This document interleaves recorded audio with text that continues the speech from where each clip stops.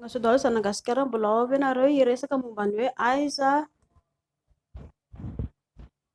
inona ny teny tsy zakan'ny lehilahy indrindra rehefa le na hoe rehefa manao sipana na aiza na aiza. Lehilahy moa izany tsy mahazaka vava fa ny ataon'ilay ry mangina dia miala amin-driny miala ilana izy avy eo izay no ataony fa tsy vitan'ny lehilahy izany miteny hoe ndao tsika hisaraka ary kala piso.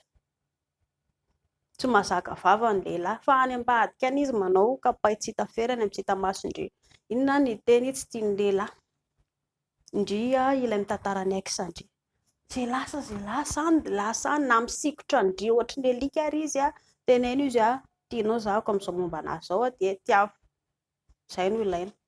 Le ringa na hisikotra ary ndry vitsy ny lehilahy hitantara momba anazy fa kosa ny zavatra tena zakan'ny lehilahy ilay hoe ndry hitantara aminazy ohatra izao ny aix taloha ny zavatra ratsy avy eo iny amin'izay rehefa miady ianareo tena ary nataonao ohatr'izao tena ary nataonao ohatr'izao tena ary nataonao ohatr'izao dia ny ndry avy eo be indrindra marary fo ndry.